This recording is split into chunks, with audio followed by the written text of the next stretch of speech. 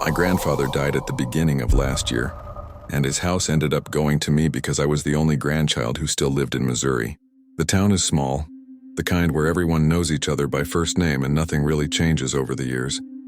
I'm in my early 30s, work remotely in technical support, and at that time I was feeling somewhat lost after a breakup.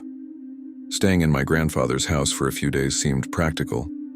I needed to organize things to sell the property, and I also thought it would be a way to close a chapter. The house was old, built in the 1950s with that constant smell of old wood and dust no matter how much I cleaned. I spent the entire day going through drawers, cabinets, and boxes upstairs.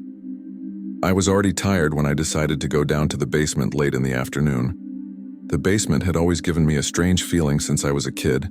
It was low-ceilinged, poorly lit, with a weak yellow bulb hanging in the center and concrete walls stained with moisture.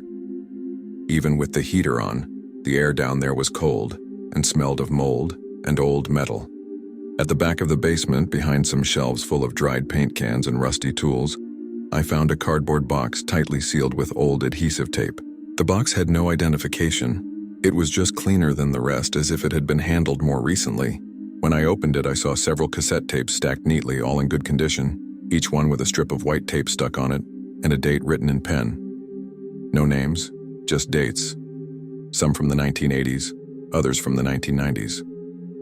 I found it strange because my grandfather wasn't the type to record things. I picked one of the tapes out of curiosity and went up to the living room. There was still an old tape recorder in the TV cabinet, one of those big, heavy ones. When I turned it on, the sound came out low and scratchy at first, until I recognized my grandfather's voice. He sounded younger, but it was unmistakably him. He was talking to another man, speaking calmly, almost bureaucratically. It didn't sound like a casual conversation. They talked about a favor that had been done, about something that needed to continue, the way it was agreed. At one point, my grandfather said that no one else needed to know, and the other man agreed far too quickly. At first, I tried to rationalize it. I thought it might be some kind of work recording, maybe something related to his old job at City Hall before he retired. But the way they spoke made me uncomfortable. There was nothing technical or administrative about it. Everything was deliberately vague. Long pauses, incomplete sentences, as if both of them knew exactly what they were talking about without needing to say it out loud. What bothered me most was the care with their words, as if the recording itself was already part of the agreement. I decided to listen to another tape dated a few years later. This one was a different conversation with a female voice this time. The woman sounded nervous, spoke quickly, asked if that was still being kept. My grandfather replied that it was safe, and that as long as he had the recordings, no one would do anything against her. She asked what would happen if someone found them, and he said something that gave me a real chill. No one is going to touch this while I'm alive. After that, the tape ended abruptly, with a sharp click that made me look at the TV as if someone were behind me. By then it was already dark outside, and the house felt quieter than it should have. The heater made irregular popping noises, and every so often I heard the wind hitting the old windows. I realized I was physically tense, shoulders tight, jaw clenched. Even so, I kept listening. Part of me felt that if I stopped halfway through, this would stay in my head for much longer. I picked another tape, even older, and pressed play. This time the conversation was with someone I recognized by last name. It was a guy who still lives in town, the owner of a gas station near the state highway. His voice sounded more aggressive, impatient. He said someone was threatening to open their mouth and that this wasn't part of the agreement. My grandfather kept his tone calm, almost paternal, saying that everything was under control and that the things that were said that night could never come to light. The man fell silent for a few seconds before responding, and that silence felt heavier than any shout. I started to feel a discomfort that was hard to explain, like I was listening to something that wasn't meant for me. I thought about stopping, putting everything back in the box, and pretending I had never seen any of it. But at the same time, it was impossible to ignore the pattern. The conversations were always careful, always with different people, always revolving around favors, unspoken things, and consequences. My grandfather never seemed to directly threaten anyone. But he made it clear that he had something in his hands that could destroy these people's lives. I picked another tape, my hands a little sweaty now, and noticed that some dates were very close together, as if he had recorded several conversations in the same week. In this recording, two male voices spoke more quietly, almost whispering. One of them asked if the boy knew anything. My grandfather replied that he didn't, that no one in the family had any idea. When I heard that, my stomach turned, because it was obvious that the boy was me. The tape ended shortly after that, and I sat on the couch for far too long, staring at the turned-off recorder. I got up to go to the kitchen for water, but noticed my legs felt unsteady. The house creaked with any movement I made, and that was making me more alert than usual. While drinking water straight from the tap, I kept thinking about how I had never seen this side of my grandfather. To me, he had always been a quiet, polite old man who took care of his garden and greeted everyone on the street. The idea that he spent nights recording compromising conversations didn't match the image I had of him. I went back to the living room and stood there for a few seconds before picking another tape. This one was from just a few months before he died. His voice sounded more tired, weaker, but still firm. The other person sounded nervous, asking what would happen when he wasn't here anymore. My grandfather replied that it wouldn't be a problem, because no one would dare touch the tapes. He said some things were too powerful to come to light even after his death. Hearing that gave me the clear feeling that I had become part of something without wanting to. After that tape, I started paying attention to details of the house that I had previously ignored. Every noise seemed louder than it should be. The wall clock made a slow, irritating ticking sound, and the refrigerator turned on and off with a low hum. At some point, I had the impression of hearing a car passing by too slowly on the street, but when I looked out the window, I saw no one. I tried to laugh at myself, telling myself I was just tired and too affected by those recordings. I picked up another tape almost without thinking. In this one, the conversation was short and direct. The person on the other end sounded scared, asking if anyone else had access to those recordings. My grandfather replied that they were kept where no one would look, and that if anything happened to him, it would be better for everyone if they were never found. The way he said it, without any emotion, gave me a real shiver. That was when I started to wonder if bringing those tapes to light wasn't exactly the kind of thing he had always wanted to avoid. I went to the front door and checked that it was locked, even though I knew no one had any reason to show up there at that hour. Still, I turned the key twice and pulled the living room curtain closed, leaving only a small gap. The air inside the house felt heavy, suffocating despite the cold outside. I sat back down on the couch with the feeling that I was being watched, which made no sense at all. I tried to convince myself it was just paranoia taking over after hearing too much. When I put another tape on, I noticed something different right away. My grandfather wasn't talking to anyone. It was just his voice, speaking as if he were leaving a message. He said those recordings were a form of protection, that certain people only stayed quiet because they knew he had proof. At one point, he commented that no one in the family would understand it, and that maybe it was better that way. I paused the tape several times, taking deep breaths, trying to decide whether to keep listening or not. While the tape was still paused, I heard a dull noise coming from the basement, like something heavy being dragged or falling. My first impulse was to think it was the house settling with the change in temperature, but the sound didn't feel natural. I stood still, holding the tape recorder remote, trying to hear if it happened again. The silence that followed was worse. I turned off the device and spent a few seconds just listening to my own breathing, which was short and far too fast. I grabbed a flashlight from the kitchen drawer and went to the basement door. When I went down the first steps, the smell of mold seemed stronger than before. The yellow bulb was still on, but now it was swaying slightly, even without any draft. I looked around and didn't see anything out of place except the box of tapes which I had left closed near the stairs and was now open, with several tapes scattered on the concrete floor. I stood there trying to understand if I myself had left it like that and simply didn't remember. My heart was pounding hard enough that I could feel it in my neck. I crouched down slowly and picked up the tapes from the floor one by one, trying not to make any noise. The basement felt colder than before, and I had the sensation that the air was still, heavy.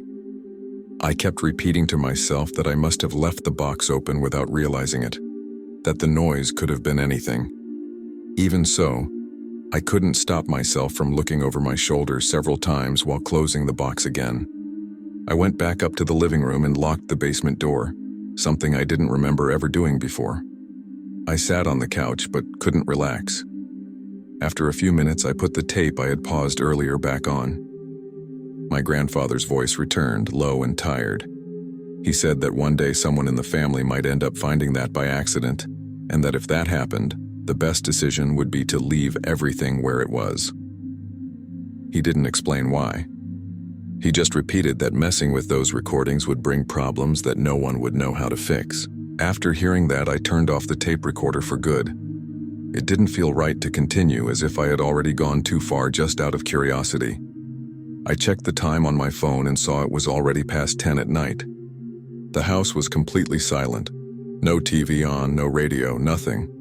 Just the distant sound of a train passing far from town, something that had always existed there.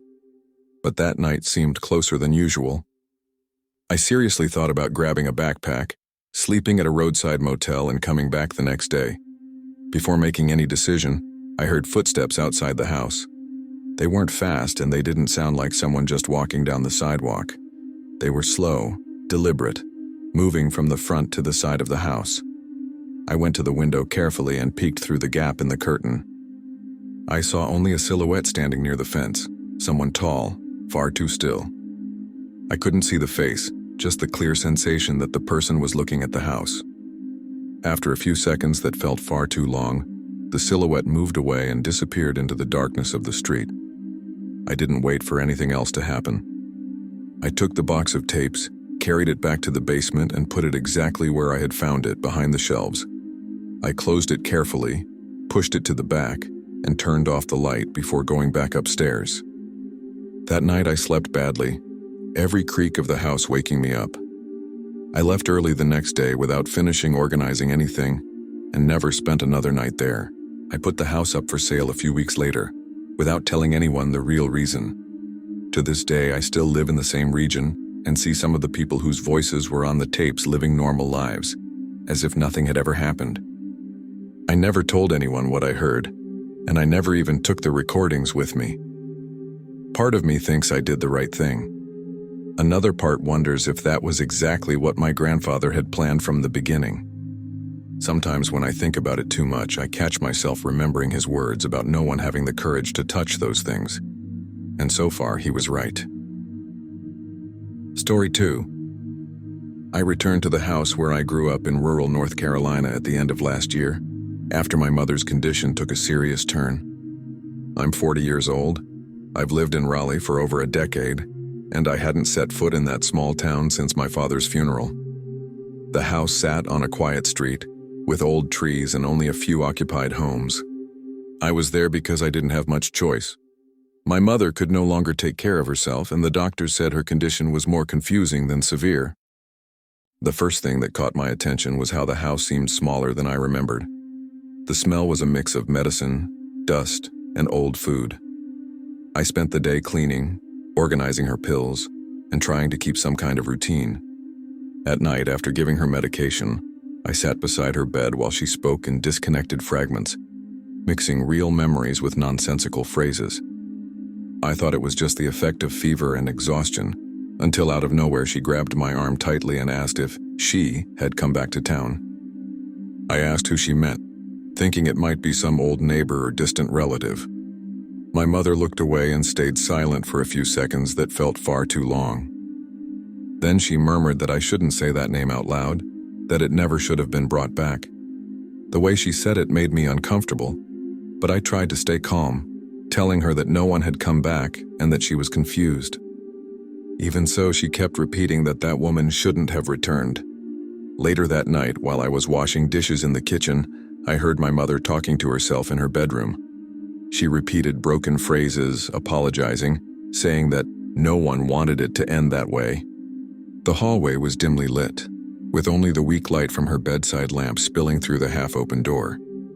When I went in to see if she was okay, she looked at me in fear, as if I were someone else, and said that it was no use asking for forgiveness now. That didn't feel like ordinary confusion from someone who was sick. After she fell asleep, I sat in the living room trying to make sense of everything. The house made its normal old wood noises, soft creaks, the wind slipping through the gaps in the windows. Even so, I felt restless, as if something in the air was wrong. I grabbed my phone looking for a distraction, but my thoughts kept returning to what my mother had said. The way she avoided that woman's name didn't seem random. It felt like old fear, not recent confusion. Just before midnight, she called out to me from the bedroom. Her voice was weak but urgent. When I got to the bed, she held my hand and started crying silently. She said that back then no one thought it would go that far, that it was just a fight, just words said in the heat of the moment. I asked what time she was talking about, and she replied that I had been too young to remember. After that, she turned her face to the wall and asked me to promise not to look for that woman. I promised just to calm her down, but the truth is that it had already taken root in my mind. I went to my old childhood bedroom, now used as a storage room, and started rummaging through old boxes. I found photo albums, report cards, old bills. Nothing out of the ordinary. Still, I had the feeling that I was looking for something specific, even without knowing exactly what it was. The house was too quiet, and the lamplight cast strange shadows on the walls. In one of the boxes, I found carefully folded newspaper clippings. They were local papers, yellowed with age. One of them had a small headline about an argument between neighbors during a community fair decades ago. That was the first time the woman's name appeared. According to the article, she lived 2 houses down from us. It said that a few days after that public argument, she had been reported missing. What made my blood run cold was the last line. My mother was the last confirmed person to have been seen with her. I sat on the bedroom floor holding the newspaper, trying to remember anything from that time. I must have been 6 or 7 years old, and my memories from that period are full of gaps. I remember the fair in the town square, colorful booths and loud voices, but nothing about a fight, much less about someone disappearing. The fact that I had never heard about this before tied my stomach in knots. I folded the newspaper carefully, as if it might fall apart in my hands, and stayed there for a few minutes, listening only to the distant sound of insects outside. I went back to the living room and to my mother's old bookshelf where she kept documents. I opened drawers, folders, old envelopes. I wasn't being gentle, but I also didn't want to wake her. I found bills, certificates, old letters, until I reached a plain brown envelope with no label. Inside were more clippings and a black and white photo. The photo showed 2 women standing in front of our old fence. One of them was my mother. The other, younger, had a gaze that was far too serious for the camera. On the back, written by hand, there was only a name and a date. I put everything back in the envelope and stood still in the living room for a few seconds, listening to see if my mother had woken up. The silence was broken only by the ceiling fan turning slowly. I felt heavy, as if I were carrying something that wasn't mine. I decided I needed to understand more before confronting my mother with anything.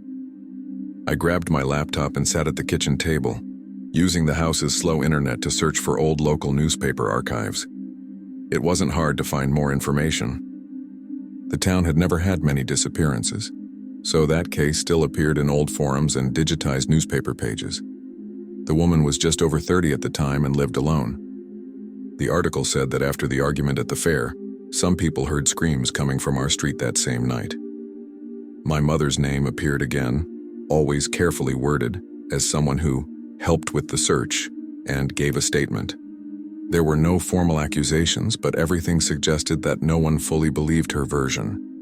While I was reading, I heard my mother calling my name, her voice clearer than before. I closed the laptop too quickly and went to her room. She was sitting up in bed, breathing heavily, staring at the door as if she were expecting someone to come in. When she saw me, she started crying again and said that I shouldn't be digging into those things. She said that that woman had returned to town that week, that someone had seen her near the highway, and that this never should have happened. I tried to say that it didn't make sense, that the woman had been missing for decades, probably dead. My mother shook her head forcefully, as if I were naive. She said that some people don't really go away while certain things remain unresolved. Then she grabbed my arm and begged me not to leave the house that night. The way she spoke didn't sound like delirium. It sounded like old fear resurfacing with force. I told her I wasn't going anywhere and stayed with her for a while until her breathing calmed down. When she finally fell asleep, I went back to the living room with the feeling that the house was darker, even with the same lights on. The wind had picked up outside, making the tree branches tap lightly against the roof. At some point, I heard footsteps outside near the sidewalk. They weren't fast. They sounded hesitant, as if someone were walking without knowing exactly where to go.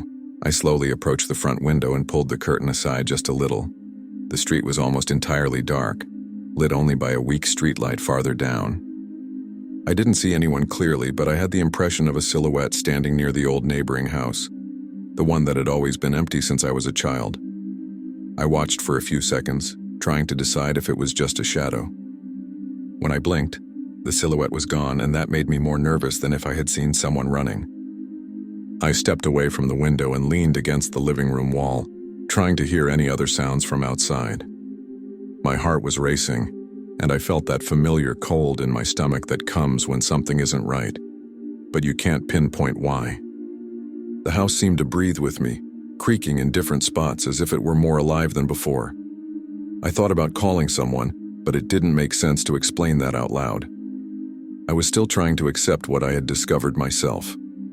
A few minutes later, I heard a noise coming from the backyard near the old fence. It wasn't loud, but it was repetitive, like someone carefully handling something. I grabbed a flashlight and went to the back door, unlocking it slowly. The cold night air hit my face when I opened the door. The flashlight illuminated the unkempt lawn, the crooked fence, and the empty space beyond it. At first, I didn't see anyone, but on the ground near the fence there were fresh marks, as if someone had been standing there for a while. I went back inside and locked the door, my hands trembling as I turned the key. I spent the rest of the night sitting on the couch, unable to sleep, listening to every sound from the house and outside. At times, I thought I heard footsteps again, but I never had the courage to look out the window once more. My mother woke up once during the night, confused, and only said that she was sorry for everything. She didn't explain further. I didn't push. The next day, I decided not to look any further. I took care of my mother until I was able to arrange proper medical help, and a few weeks later, sold the house. I never went back to that street. I still think about that woman from time to time, especially when I remember the way my mother said she shouldn't have returned. I don't know if someone was really there that night, or if it was just the weight of what I had learned. Story 3. My uncle died suddenly in rural Iowa on a cold Tuesday morning, and I ended up going there to help my aunt with the paperwork. I'm 35 years old, I live in Des Moines, and I've always been the practical one in the family. The one who understands banks, documents, and computers. My uncle rarely saw doctors and never seemed sick, so the death caught everyone somewhat off guard. At least that's what they said. I stayed at their house because it was easier to sort everything out while being there. The house was simple, one of those built in the 1970s, with worn carpet and furniture that had never changed places. I spent the entire morning sitting at the kitchen table with my aunt, calling banks, the funeral home, and the insurance company. She seemed tired, but strangely calm. She didn't cry, didn't get upset. She just followed instructions, wrote down numbers, and answered questions with short sentences. At some point, while I was organizing documents, she commented that at least the life insurance would help now. That echoed in my head more than it should have. When I called the insurance company, the representative asked for the policy number and confirmed the benefit amount. I almost asked her to repeat it, thinking I'd heard wrong.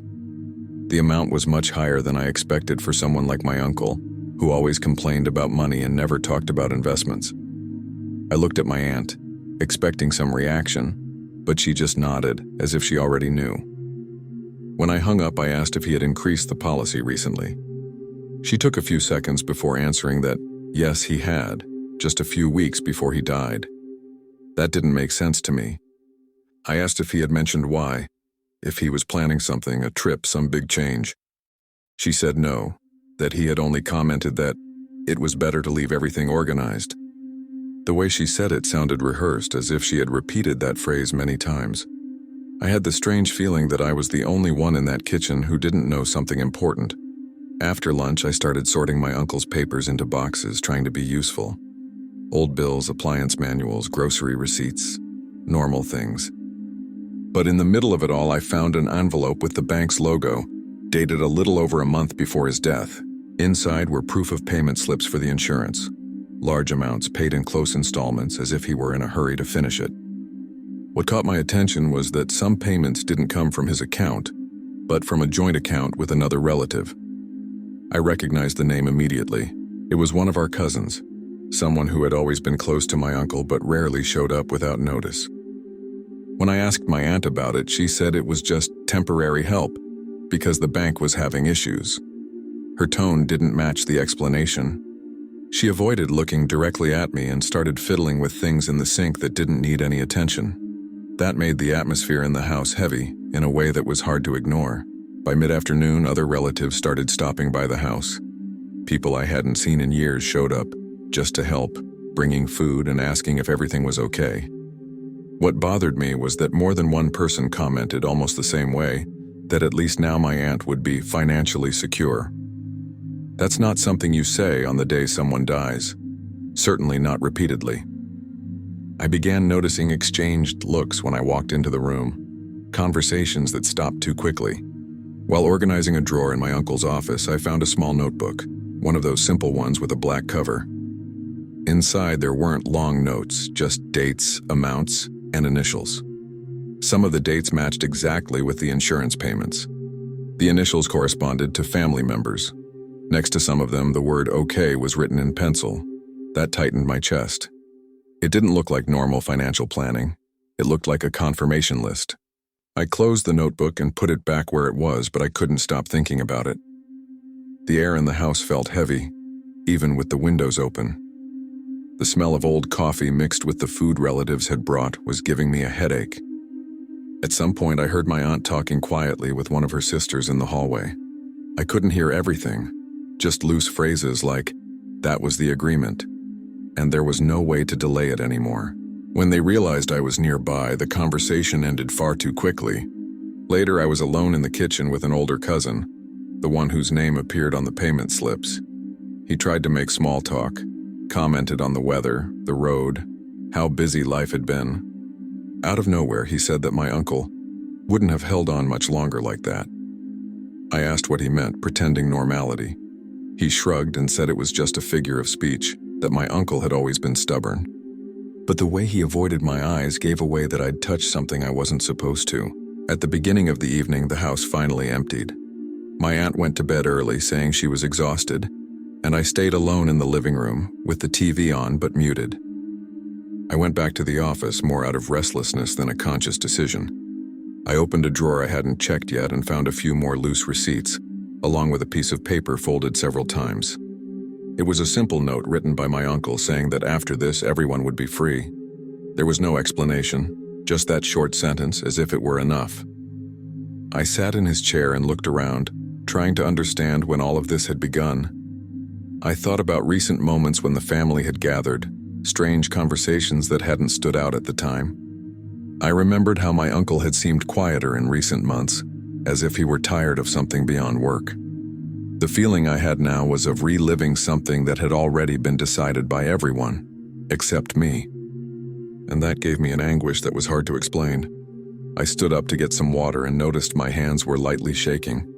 The house was too quiet, without relatives coming and going, without low voices in the corners, just the hum of the refrigerator and the wall clock marking the hours.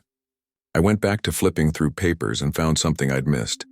A printed exchange of messages between my uncle and two family members. It didn't mention death directly, but it talked about deadlines, about not letting it go past that winter and resolving everything before it got complicated. When I finished reading, I had the uncomfortable certainty that it wasn't a coincidence. It wasn't just an insurance policy that was too high. It was preparation. I thought about confronting my aunt, asking directly what everyone knew that I didn't. But just imagining the conversation made my chest feel heavy. The house seemed to pressure me into staying quiet, pretending I hadn't seen anything. It was as if that silence was part of the agreement too, something everyone accepted without saying out loud. In the end, I didn't confront anyone that night. I helped my aunt with what remained the next day, finished a few forms, and left before lunch. She thanked me, hugged me a little too tightly, as if relieved about something I hadn't said. On the drive back, I replayed every conversation, every strange look, every poorly placed phrase. The more I thought about it, the clearer it became that my uncle hadn't died without knowing what was coming, and that he hadn't been alone in it. Today, when I see the family gathered for birthdays or holidays, no one brings it up. The insurance was paid, life went on, and everything was buried under the excuse that these things happen. I never spoke about what I found, and I don't know if it would have mattered. I only know that whenever someone mentions planning or being prepared for the future, I remember that notebook, the dates marked with "okay," and the feeling that some deaths don't catch everyone by surprise. Some just confirm what had already been agreed upon in silence. Story 4. I returned to my family's house in the suburbs of New Jersey after more than 15 years away. I'm 38 now.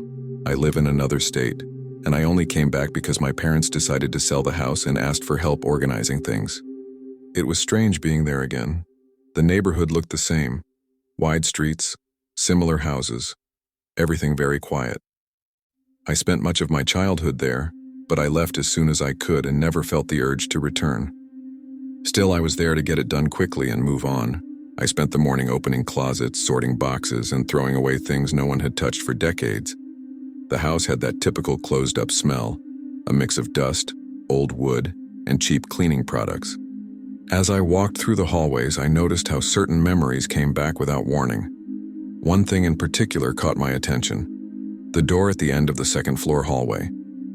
It was a room that had always been locked when I was a child. I was told it was because of structural problems, something with the floor or the walls, and I never questioned it much back then.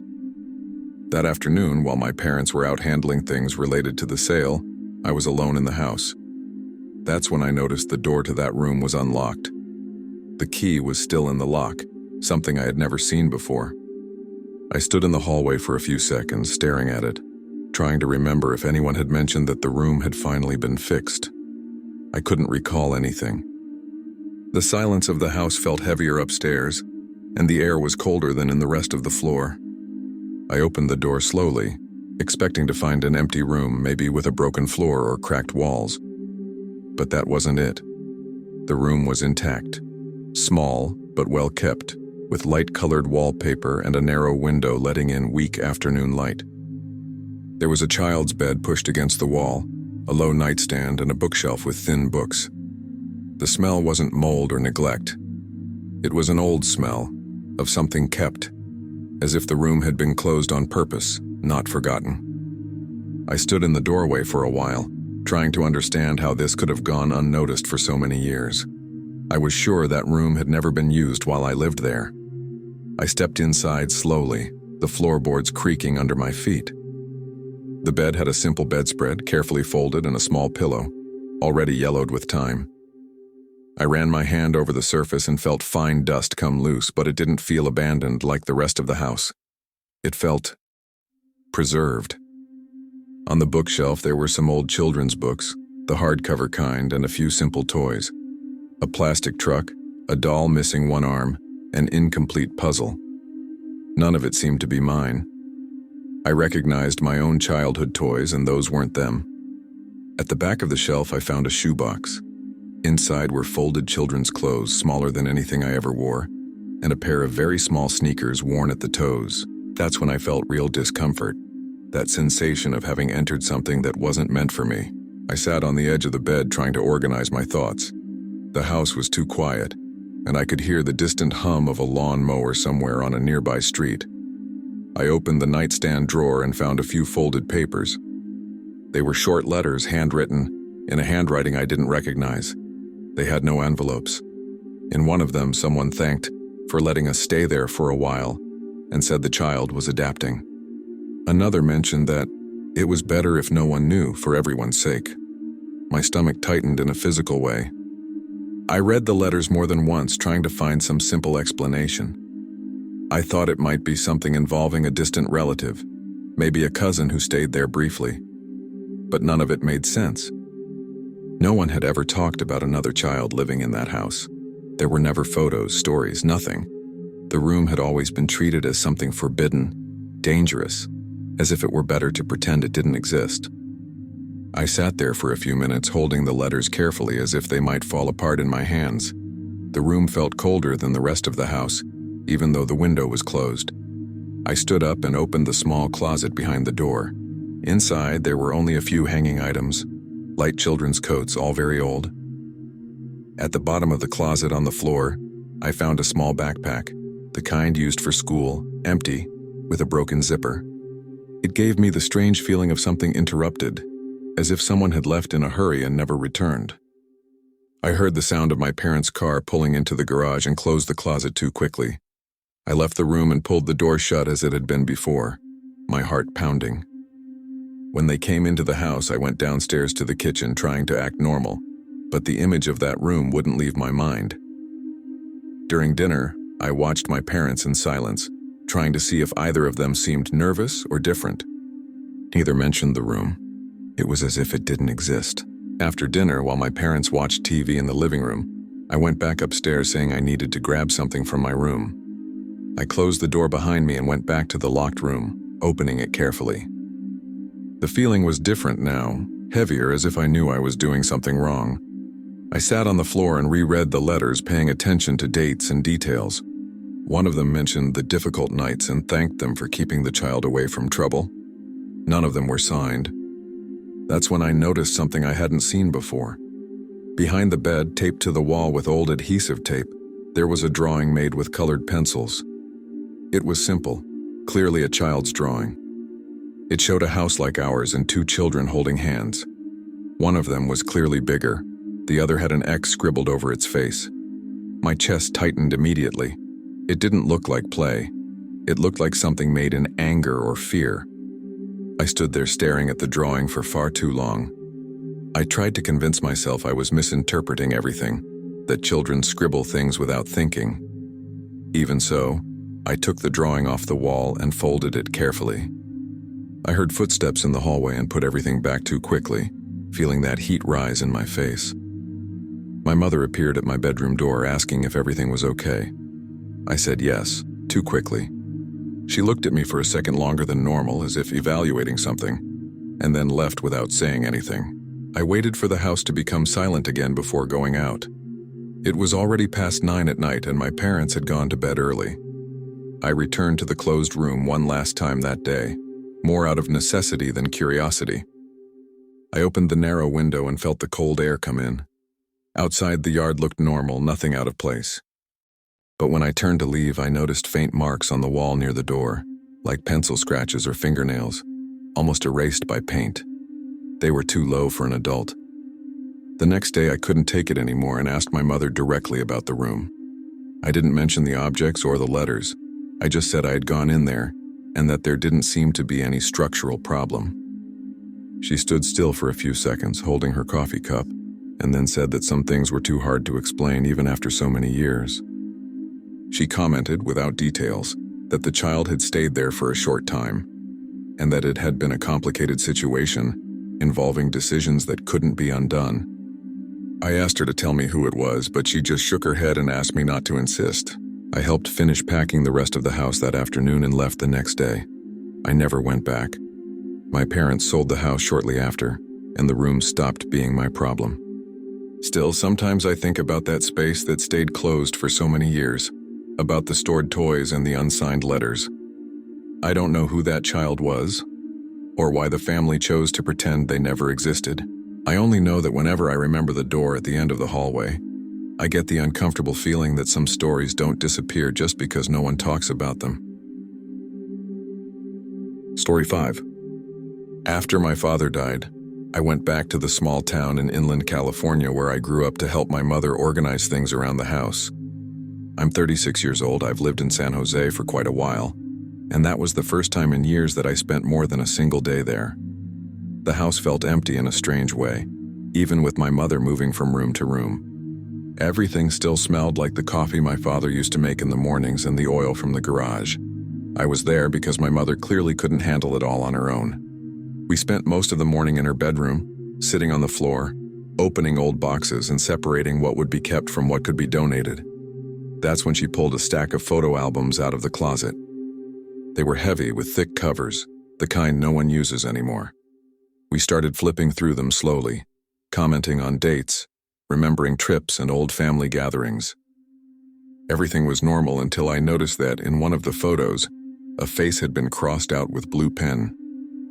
At first, I thought it was just a damaged photo, maybe some old joke. But as I kept turning the pages, I realized it wasn't an isolated case. In several different albums, in photos from different years, the same face appeared crossed out in the same way. Always done carefully, without tearing the photo, just enough to erase the person's face. It was always the same man. He appeared at birthdays, backyard barbecues, holiday parties. Always close to my family, always integrated, as if he were part of everything. I asked my mother who that man was. She stayed silent for a few seconds, holding the album open on her lap. Then she said he must have been some old acquaintance of my father, someone who didn't end well with the family. Her tone was defensive, too short to close such a strange subject. When I asked why the face had been crossed out in so many photos, she looked away and said it was better that way, that some people didn't deserve to be remembered. That gave me immediate discomfort. I kept flipping through the albums, now paying closer attention. The crossed-out man appeared far too often to be just a distant acquaintance. In one photo, he had his arm around my father's shoulder, smiling. In another, he was holding a plate of food at a family gathering like any other guest. In an even older one, he was near my mother, helping cut a cake. The fact that no one had ever talked about him before really started to bother me. It was as if an entire part of our history had been forcibly removed. After lunch, I called an aunt who had always been close to the family. I sent her a photo of one of the album pages and asked if she remembered that man. On the other end of the line, there was a pause that lasted too long. She said she did remember, yes, but that she preferred not to talk about it. When I insisted, she asked why I was digging into those things now and said it wasn't a good time to bring that back up. Before I could ask anything else, she changed the subject and hung up, saying she had to leave. That only made me more curious. In the late afternoon, while my mother took a nap on the couch, I went to the garage to look for more boxes of photos. I found another smaller, older album hidden at the bottom of a toolbox. In it, the same man appeared again, but in even older photos from before I was born.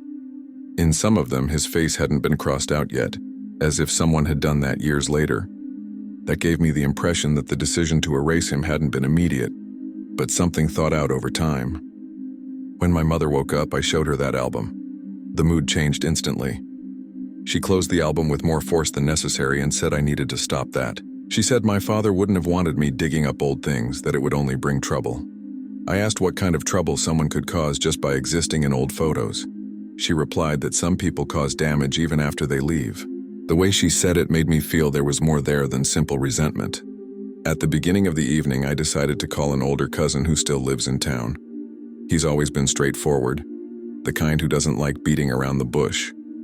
I asked if he remembered that man and described the photos. He sighed on the other end of the line and said he did remember. He said the guy had been very close to the family for a while. Too close, according to him. When I asked for the name, he said he didn't care to remember it and that everyone had agreed to leave that in the past. I insisted, asking what exactly had happened. He answered with vague phrases, saying there had been an ugly situation that divided the family, and that my father had been caught in the middle of it. He also said that, after a certain point, it was better to pretend that man had never existed. When I asked who had crossed out the photos, he didn't answer directly. He just said it wasn't just one person, that it became a silent agreement over time. That gave me a chill that had nothing to do with the cold night. After the call, I sat at the kitchen table for far too long, staring at the stacked albums. The silence of the house was heavy, broken only by the old clock on the wall. I started noticing details that had gone unnoticed before, like the care taken to cross out only the face, never the body, never the people around him. It was almost respectful, as if they wanted to erase his identity without completely erasing the fact that he had been there. That gave me the strange feeling that no one wanted to explain, but no one denied it either. Later, while organizing another box, I found a loose photo, outside any album. It was an old, slightly faded photo, and in it the man's face was still intact. He He was standing next to my father, both of them serious, not smiling, as if the photo had been taken in the middle of an important conversation. On the back, there was a name written in pencil, very faint, almost erased. I ran my finger over it, trying to read it better, but someone had deliberately rubbed it, leaving only indecipherable marks. I put the loose photo back in the box and felt a strange exhaustion, as if that day had lasted longer than it should have. My mother appeared at the kitchen doorway and asked if I was okay. I said yes, but she didn't seem convinced. She sat across from me and said that some things that happen in a family don't have a right version, only versions that hurt less. She said that man had been part of our lives for a while, but remembering him only brought conflict. She didn't say his name at any point. Later, while we ate dinner in silence, she commented that everyone had agreed years earlier that it was better to erase that person from visible memories. She said it wasn't a decision made in a single day, but something that happened gradually, photo by photo, conversation by conversation. I asked if my father had agreed with that.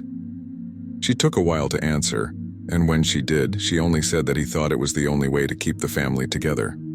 That left me with the uncomfortable feeling that the truth had never been the goal. The next day, I helped my mother put the albums back in the closet, exactly as they had been before. I didn't try to restore any photos. I didn't ask anything else. It felt like I had crossed an invisible line just by looking too closely. Before leaving, I passed through the living room and saw a framed photo on the shelf, one of those old family gatherings. That man's face had been crossed out there too, with the same blue pen, the same care. That confirmed for me that it hadn't been impulsive. It had been maintained. I went back home carrying more questions than answers. To this day, no one has ever told me that man's name, and no one seems willing to. What everyone agrees on, without exception, is that he must not be remembered. Sometimes I think forgetting was the punishment they chose, easier than explaining what really happened. But every time I remember the photos, the empty space where a face should be, I get the strange feeling that erasing someone from memory doesn't erase what that person did. It only changes who carries the weight of it afterward. Story 6. My grandmother died at the beginning of that year, and since I was the granddaughter who lived closest, I became responsible for taking care of her affairs. She lived alone in a rural area of Arkansas, in a simple house surrounded by fields and dirt roads. I'm 32 years old. I live in a small town about an hour from there, and I was always close to her. I spent a lot of time in that house as a child, helping in the garden and listening to the same stories over and over. Because of that, I thought I knew her life well. At least, that's what I thought at first. That day, I was sitting at her kitchen table, organizing documents, simple jewelry, and personal items before taking everything home. The house was silent, with only the sound of the wind lightly hitting the windows and the occasional creak of the floorboards. The smell was the same as always, old coffee and cleaning products. That's when, at the bottom of a box filled with costume jewelry, I found a loose key. It was attached to a small yellowed piece of paper, folded several times, with an address handwritten on it that I didn't recognize. At first, I thought it might be an old house where she had lived before I was born, or maybe a wrong address that had never been thrown away.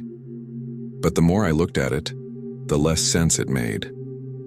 The address was on a secondary road, not very far from there, but in a spot where I didn't remember any house existing. I asked myself why she would keep a key like that, together with important documents, without any explanation. There was no name, just the address and nothing else. I picked up my phone and looked it up on the map. The signal there was weak, but I could see that the place did exist. There were no recent photos, just a marker lost among fields and trees. I sat there for a few minutes thinking about whether I should simply put the key away and forget about it. But curiosity was stronger. It was already past mid-afternoon, and I didn't have anything urgent left to do. I took the key, put it in my pocket, and decided to go there before leaving the area. The road there was narrow and poorly maintained, with gravel stretches and tall weeds on both sides. I drove slowly, the radio off, listening only to the sound of the tires and the wind coming through the crack in the window. The farther I went, the more isolated the place felt. There were no other houses nearby, no recent fences, just open fields and old trees. I started to wonder if I was doing something wrong. invading a space my grandmother clearly didn't want anyone to know about. After a long curve, I saw the house. It was small, set back from the road, almost hidden behind trees. The paint was peeling and one of the windows looked broken, but the place didn't give the impression of having been abandoned for a long time. The grass around it was low, as if someone still cut it from time to time. I parked the car and sat there for a few seconds, staring at it, trying to understand why it made me so uncomfortable before I even got out of the car. I got out and walked slowly to the front door. The air was hot and still, with that smell of dry earth mixed with leaves. The door had old marks, but the lock looked relatively new. When I put the key in, it slid in without resistance and turned far too easily. That gave me an immediate chill in my stomach. I pushed the door open and it creaked softly, revealing a dark interior, but not completely empty the way I had expected. Inside, the house was furnished. Not with much, but everything was organized. A simple couch, a small table, a chair against the wall. There wasn't the buildup of dust you'd expect in a truly abandoned place. The floor was clean and there were recent footprints. In the kitchen, I found dishes washed and put away, and an old coffee maker that still smelled like it had been used. It looked like someone had been there not long ago. And that person clearly wasn't just any stranger. I walked through the house carefully, my heart beating faster with each step. The silence there was different from the silence in my grandmother's house. It was a lived-in silence, as if someone was used to being alone there. In the bedroom, I found a neatly made bed with a simple bedspread and clothes folded on a chair. In the bathroom, there were used hygiene products, a hairbrush with gray strands caught in the bristles. That made my throat tighten, because I recognized the kind of things my grandmother used. I sat on the edge of the bed trying to process what I was seeing. It didn't look like a vacation house nor a place forgotten by accident. It was a lived-in space, maintained over time. I opened a drawer in the nightstand and found a thin notebook with a soft cover. Inside were grocery notes, simple reminders, and dates spread out over several years. Some of those dates matched periods when I remembered my grandmother being gone for a few days, saying she needed to take care of things on her own. The more I looked around, the harder it became to deny that this house had been part of her life for a long time. I found old mail in a kitchen drawer, all addressed to that same location, but with no clear return sender. Some were paid bills, others were simple notes reminding of times and appointments. On one of them, someone had written, "Don't tell anyone." The handwriting wasn't my grandmother's, but it was carefully kept with her things. That gave me the feeling that I was stepping into something that was never meant to be discovered. I went back into the living room and noticed marks on the wall, like pictures that had been removed recently. There was a stopped clock on the table, showing the wrong time, but still clean. The place didn't look abandoned for years, just left in a hurry. I started wondering when the last time she had been there was, and whether someone else still came after that. The idea that another person might have been using that house without anyone in the family knowing gave me a tightness in my chest that was hard to ignore. I went out to the backyard to get some air. The heat was heavy and the sound of insects was too loud for such an empty place. Behind the house, there was a rusty metal chair and a clothesline with clothespins still clipped on, as if someone had taken clothes down and simply left. The ground was packed down, with a clear path leading to a small wooden shed. This wasn't an occasional visit, it was routine. I opened the shed and found only a few things, but all neatly arranged. Tools, a nearly full gas can, and a box with unexpired food supplies. That was when I felt real fear. Not of anything supernatural, but of the very real possibility that my grandmother had maintained that parallel life for years without anyone noticing. I wondered if she came there alone, if she met someone there, or if that place was where she went to disappear when she needed to. The silence began to feel watchful, as if I had stayed too long. I went back inside and checked my phone for the time. It was getting late, and the light was starting to change, coming through the windows in a weaker way. That's when I heard a noise coming from the road, distant like a car passing slowly. I froze for a moment, trying to decide whether that was normal or not. The idea of someone showing up there while I was inside that house made me tense immediately. I closed the door carefully without locking it, and stood still in the middle of the living room listening. The noise didn't come back, but the feeling of intruding on something remained. I took the key out of my pocket and noticed how worn it was. used over many years. That hit me in a strange way. It wasn't a key forgotten by accident. It was something my grandmother carried with her, probably all the time. I thought about how many times I had visited her, sat in that kitchen, listened to her simple stories, never imagining that she had another place, another routine, far away from all of us. Thank you very much for your company until the end. Your support is what gives life to this channel. If these stories have caught you, don't forget to leave your like and comment on your opinion. And if you are not yet part of our community, sign up now to receive the next real horror stories.